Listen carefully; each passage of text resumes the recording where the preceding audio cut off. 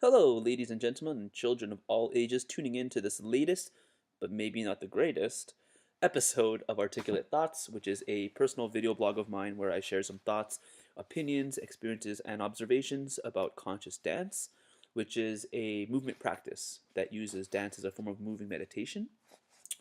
And before I get started, I just wanted to apologize for posting this week's episode a day late. And if there's anything I could do to make it up to you, please reach out and let me know. And those amends can be made. So thank you for that. And moving on to the theme of the day, which is intention is everything.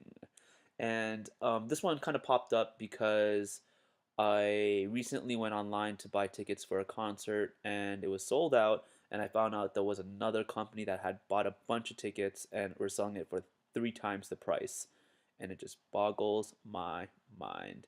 Well, not really. I mean, everyone wants to kind of make a dollar, and we kind of live in a world where a lot of people are motivated by money, and it's just kind of unfortunate that the arts is kind of stuck in this limbo space where there's a lot of people that are funding the arts, and the people that are in the arts and creating the art kind of had their hands tied behind their back and kind of have to go through this filter of the people who hold the money and essentially are the gatekeepers of the art industry. And it just it's really tough because a lot of mainstream music, or like what's the art that's being exposed to the masses through conventional means of media, it's the intention is not very pure, because when you have the intention of expression is like the core intention of art creation, and then you have like this layer or this like murky film on top of it that's like, let's make some money. So it changes the quality or the essence of the art itself. And it's a challenging thing to kind of swallow and digest, because I am a fan of this particular musician, and for the past year, his music has really inspired me and really allowed me to feel heard in a lot of ways. I was experiencing a lot of emotions where I felt very lonely, and when I listen to this musician's music, there's this feeling of, wow, there's someone out there that feels the way I feel and is able to express that through creating music. And it's a really great journey and a really unique connection that I've enjoyed over and over again throughout different times in my life with different artists. But I like to go out to the musician shows and really express myself and be present with them in the same space. And well, they're kind of um, showcasing their music to an audience that's there for them. And I really like that journey. I really like that process. But over time, I've really changed that about my relationship with music and artists, because um, it's a very, like, the industry is very different. It changes the intention, and there's a lot of that equation where I don't have control over. So because my intention is to like connect with the artist live and really express myself fully, and to connect with other people that also connect that music, and kind of have that synergistic effect of celebrating the music together.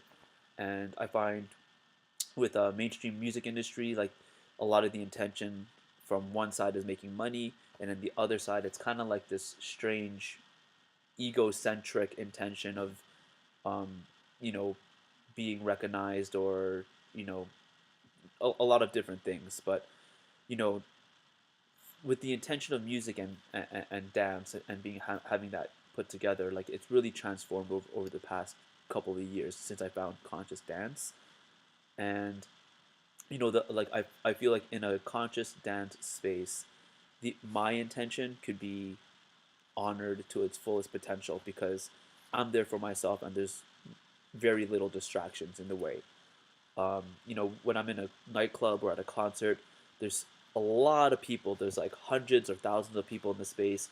The music is super super loud, and a lot of times, like the sound is so loud and it's not equalized properly, that the quality of the sound is diminished. And like, it's so loud, I gotta wear earbuds, and then like all I can really hear are the lower frequencies, and then all the mid and high stuff is kind of just drowned out, and it doesn't even sound that great. Um, and then there's these bright flashing lights, and it's all dark, and it's just a lot of distractions. And like, it's actually a little bit more challenging to get into my dance sometimes in that environment. But in a conscious dance situation, it's just, you know, everyone's there for dance, and there's a rule of not talking and not wearing any shoes, and I think that makes a very big difference as well.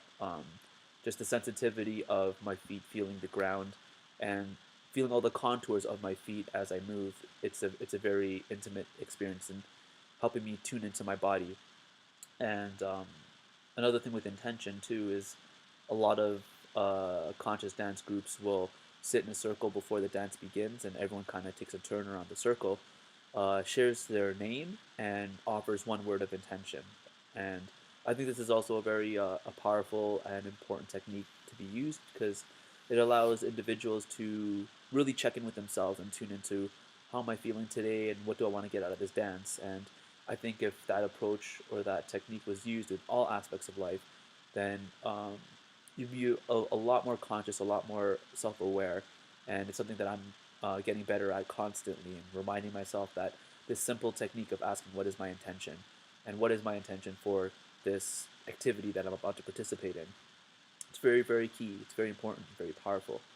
So intention is everything, and being aware of intention allows a space and a foundation of a container to be built so the energy can move and navigate around that and hopefully escalate and propel energy towards that the goal of that intention. So yeah, that's all I got for you today. I'll be dancing later tonight at the W&M Dance Studio for an Inner Journeys dance. Tasha will be facilitating. It's free as part of the practicum for the Inner Journeys facilitation training. So yeah, come check it out.